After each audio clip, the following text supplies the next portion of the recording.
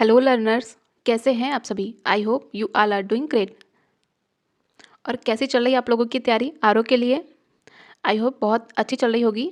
आज हम लोग यूपीपीएससी आरओ एग्ज़ाम के लिए यूपी के महत्वपूर्ण प्रश्नों को डिस्कस करेंगे। महत्वपूर्ण मतलब इतने महत्वपूर्ण हैं कि यहाँ से क्वेश्चन बनना तो 100% तय है, क्योंकि यूपी के ऐसे टॉपिक हैं जो कि रिपीट होते हैं, लेकिन ये फैक्चुअल डेटा होता है, तो यहाँ से गलत होने की भी बहुत ही ज़्यादा संभावना होती है। और आरओ में यूपी के 19 से 20 क्वेश्चन हर बार पूछे जाते हैं, जो कि बहुत ही बड़ा एरिया है, बहुत ही ज़्यादा महत्वपूर्ण है, लेकिन फैक्चुअल डेटा होता है तो गलतियाँ भी होती हैं। तो आप लोग इन्हें स्किप नहीं करिएगा। साथ ही यदि सेशन हेल्पफुल लगे तो प्लीज़ वीडियो को लाइक करिएगा। तो सबसे पहले हम बात करेंगे यूपी की प्रथम वन नीति के बारे में। कब आई थी? ये आई थी 1952 में। तो हमारे देश का संविधान कब लागू हुआ था? संविधान लागू हुआ था 1950 में।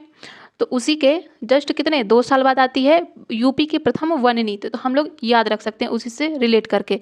यदि हम दूसरा बात करते हैं तो द्वितीय वन नीति कब आई थी? ये आई थी 1988 में। अच्छा, 1988 में। तो उसके 2 साल पहले यदि हम बात करें तो क्या होता? 1986 में क्या आया था? पर्यावरण संरक्षण अधिनियम। तो 2 साल बाद यूपी की द्वितीय वन नीति आई थी। तो याद रखेंगे ना, यूपी की प्रथम वन नीति सबसे ज़्यादा महत्वपूर्ण है, फर्स्ट वाली।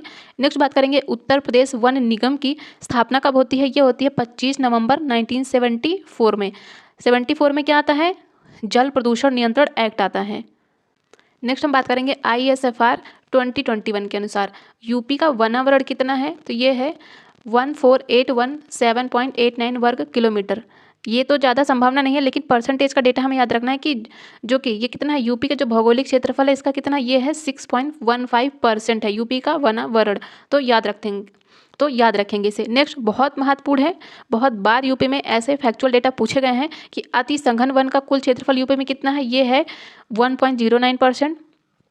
मध्यम सघन वन कितने हैं? तो ये है 1.69%। एंड खुले वन तो ये है 3.39%। और ये सीक्वेंस में भी लगाने को आ सकता है, तो इन्हें याद रखिएगा किसका कम है किसका ज़्यादा है। तो सबसे ज़्यादा क्या है? सबसे ज़्यादा है खुले वन। नेक्स्ट हम बात करेंगे यूपी में वृक्षावरण कुल भौगोलिक क्षेत्रफल का कितना है? तो ये है 3.08%। अभी हम लोगों ने पीछे क्या पढ़ा? वनावरण के बारे में। तो ये है वृक्षावरण कितना है? 3.08%। और वनावरण कितना था? अभी हम लोगों ने पढ़ा, ये था 6.15%। इसका मतलब कितना वनावरण ज़्यादा है वृक्षावरण से। और यूपी में ये तो पूछे जाते हैं, बहुत बहुत बहुत ही ज़्यादा इंपॉर्टेंट है, इन पे आप स्टार लगा लीजिए, क्योंकि यूपी में अधिकतम वनावरण कहाँ का है? ये है सोनभद्र का। अच्छा, सोनभद्र से एक बात ये याद रखेंगे, सोनभद्र यूपी का एक ऐसा डिस्ट्रिक्ट है जो 4 राज्यों के साथ अपनी बाउंड्री शेयर करता है। किसके किसके साथ करता है? तो ये करता है मध्य प्रदेश के साथ, छत्तीसगढ़ के साथ, झारखंड के साथ और बिहार के साथ। तो इसे याद रखिएगा। और यूपी में न्यूनतम वनावरण कहाँ का है? तो ये है भदोही का। अधिकतम याद रखेंगे ना, सोनभद्र है। न्यूनतम किसका है? भदोही का। और सर्वाधिक अति सघन वन क्षेत्र किसका है? तो ये है लखीमपुर खीरी का। तो पीछे हम लोगों ने पढ़ा अति सघन वन का क्षेत्र कितना है?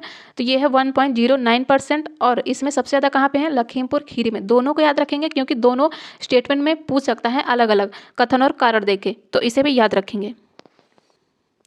नेक्स्ट हम बात करेंगे अधिकतम मध्यम वन क्षेत्र एवं खुला वन कहाँ का है? तो ये है सोनभद्र का। यूपी में सर्वाधिक वन तराई एवं भाबर क्षेत्र में पाए जाते हैं। कहाँ पाए जाते हैं? तराई एवं भाबर रीजन में। तो ये भी याद रखेंगे। नेक्स्ट है यूपी में वनों के प्रकार। कितने प्रकार के वन पाए जाते हैं? 3 प्रकार के। पहले तो है उष्णकटिबंधीय आर्द्र पर्णपाती वन, उष्णकटिबंधीय शुष्क पर्णपाती वन एंड उष्णकटिबंधीय कटीली झाड़ियाँ पाई जाती हैं।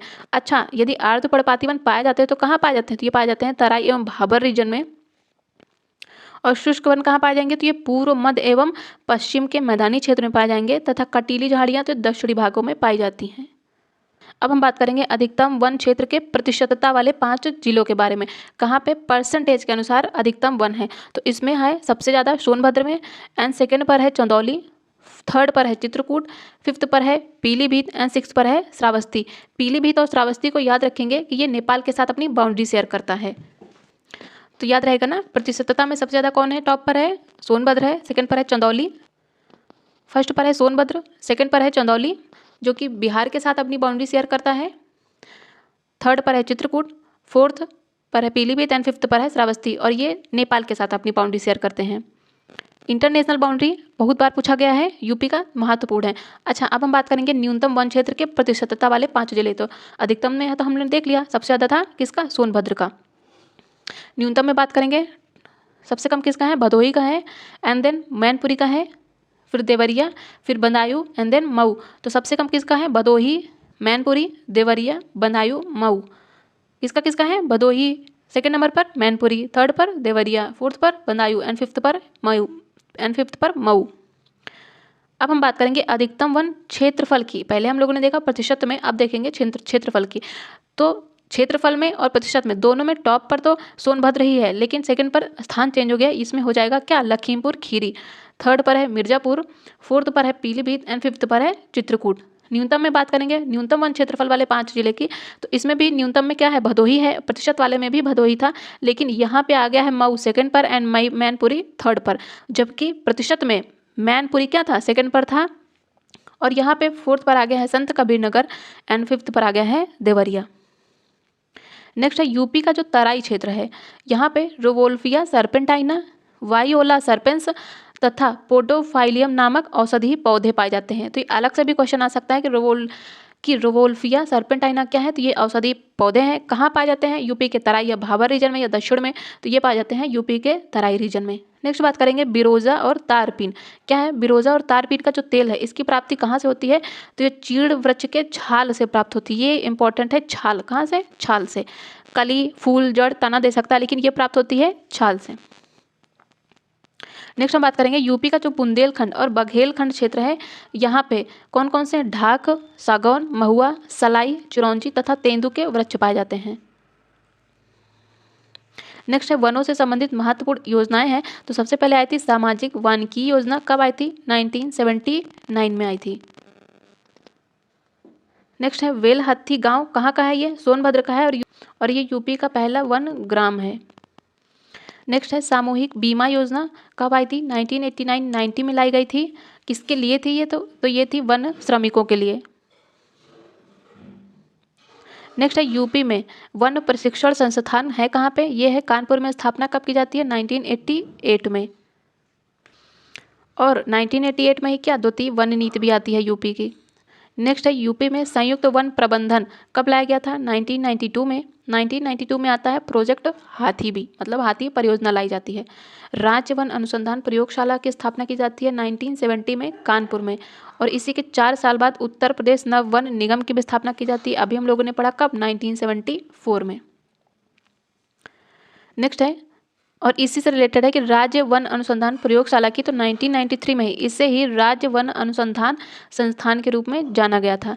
उत्तर प्रदेश के वनों को 1935 में राज्य की संपत्ति घोषित किया गया था।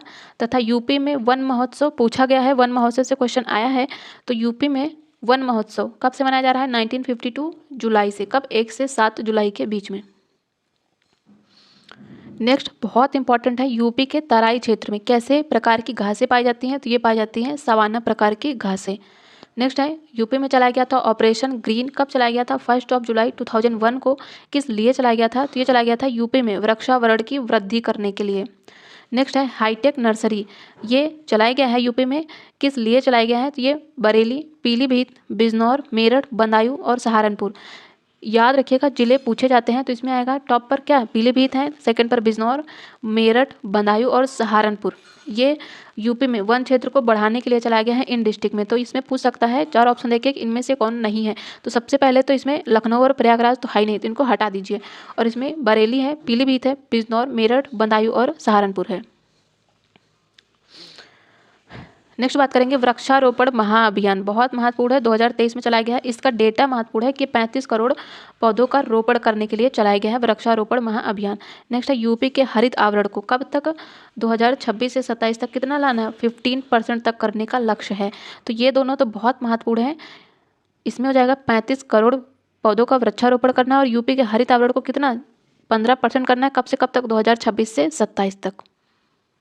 तो यदि आप लोगों को सेशन हेल्पफुल लगा हो तो प्लीज़ वीडियो को लाइक करिएगा, चैनल को सब्सक्राइब जरूर करिएगा और अपने फ्रेंड्स के साथ शेयर करिएगा।